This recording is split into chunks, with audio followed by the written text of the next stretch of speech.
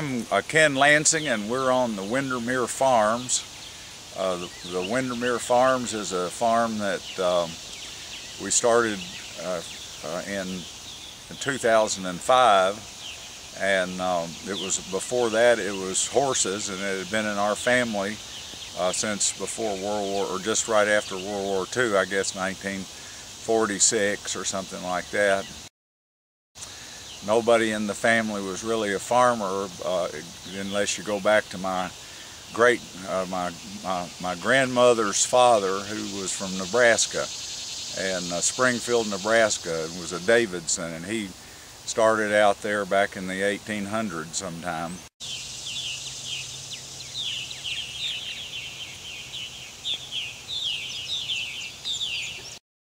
And then in 2005,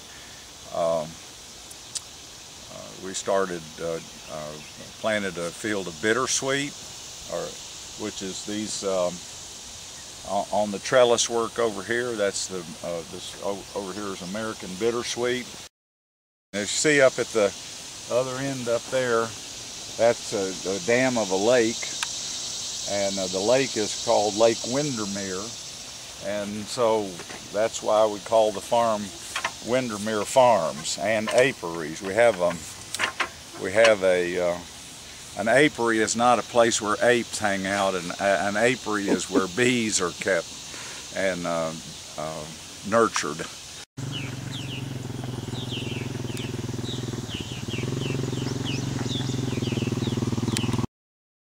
Well, right now I got in my hands what we call a wheel hoe. I got this from Johnny's Select Seed, and it clips off those weeds right below the surface without dislodging a lot of the microbes that are in the ground, or not digging deep to hurt the worm bed and things like that. All right, this is a line of squash, summer squash, and this is a squash that the vine borers got into it. You see the vine borers?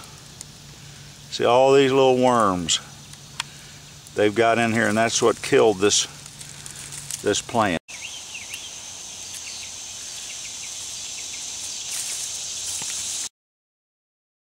On the right is the American bittersweet, and it has a male and a female plant. Now the female plant will produce berries.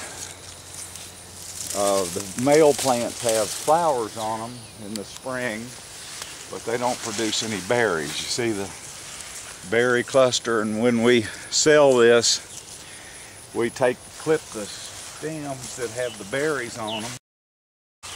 This is a bluebird house, and by putting these bluebird houses up, I've established a nice population of bluebirds out on the field.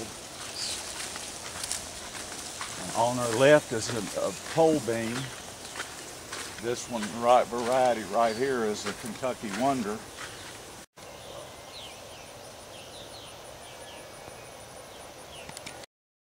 This is my irrigation reservoir, I guess you could say. I collect rainwater from the valley. This is a valley over a hillside. That's a ridge line up over that way, and it has this valley, and it collects here.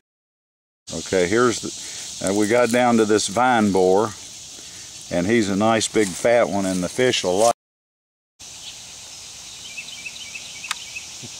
Oh, he got him, didn't he?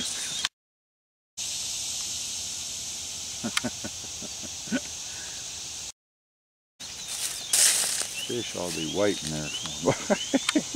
He didn't stay long, did he? Okay, this is part of my irrigation system. I pump from this with this transfer pump from the pond up to a 35-foot top of a 35-foot ridge, and I have a 1,000-gallon tank up there. So I pump it up here, and right now the tank's nearly full. Sometimes I'll put this pipe in it to see where my water level is. So my water level's right along there somewhere, so right there's where my water level is. A little bit of okra. You ever seen okra grow?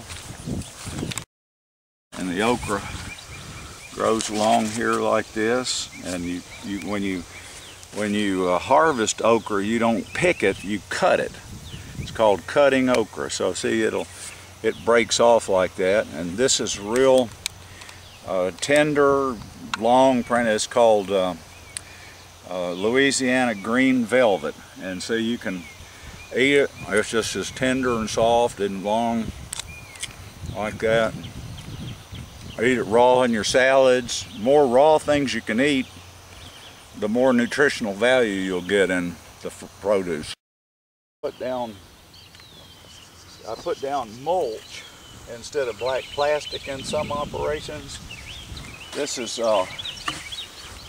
mulch when the line trimmers trim up. That when they trim the trees and things, I have them bring in truckloads of this material. And I put it out here to stop the weeds, and it also puts organic matter on the soil.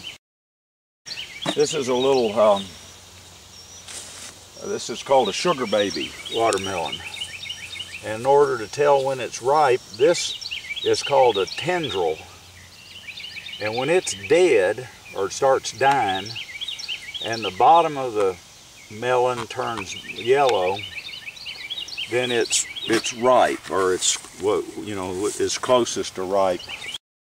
What I like most is I like to eat the good food, and I like to be part of the solution for people's health needs, as opposed to being a source of people's medical problems. This field is a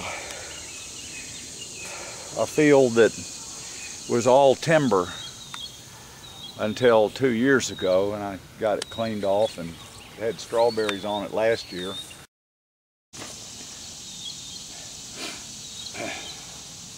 The Cherokee Purple is a sweet tomato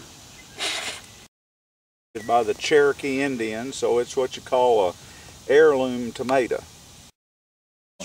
Notice the setting on this field. This is the west, and so I have an afternoon shade on this field. East, the morning sun warms it up, brings it on up. See that line of tomatoes there? Just getting ready to come in now, and pretty fruit. I put these peppers in. I started these peppers from back in January or February, and we put these peppers out and put the plastic netting up. We cut the plastic netting in half, and we put a wire at the top, so if a bird lands on it, the bird won't get tangled up and hurt itself in the plastic. And then we put leaves that came in January and as the composted material, and you don't see any irrigation on this line either, so I hadn't been watering it. See that beauty? Oh yeah. And experiment with some things. This year I did some ground, a thing called a ground cherry, and it's just a little tiny little taste treat, but it's not worth harvesting. So this is a ground cherry. It's a beautiful plant, and it puts on a little. It puts on this little thing like this. This one that the cherry didn't make. You see, they're pretty small anyway. Here's a cherry, and that's. See, the worms have gotten into it, and they sting them at night. Here's a little flower. So they have to have that. It can't be covered. If you cover it, then the bees can't get to it to pollinate it. but the bugs get to it at night, and so there's no way to salvage it. Like your squash, see, it's easier to cover them up and keep the vine borers out. But when you have to go into the vine borer and go into the vine and pry out the vine and cover it up, it's like God starting the world off. He said he started the world, he spun it off of the tips of his fingers. But when he had to try and save it, it says he made bare his mighty arm. So that's why when Jesus, who's the image of the invisible God, he came to earth, and he had all the suffering and bleeding that he did to redeem man. It was God making bare his mighty arm. It takes a lot more to redeem something. Like, it's easier to launch a ship brand new than it is to get one off the rock somewhere. And so keeping this squash alive, it's easier to start with and try and keep the vine borers out in the first place. Some kind of herb. This is my herb area. This is, I know what this one is. This is lemon balm. And somebody that's an herbalist would know what this one is. I've just lost track of what it is, but I like to let the bees work it. They enjoy it. These are bumblebee. We got lots of indigenous bees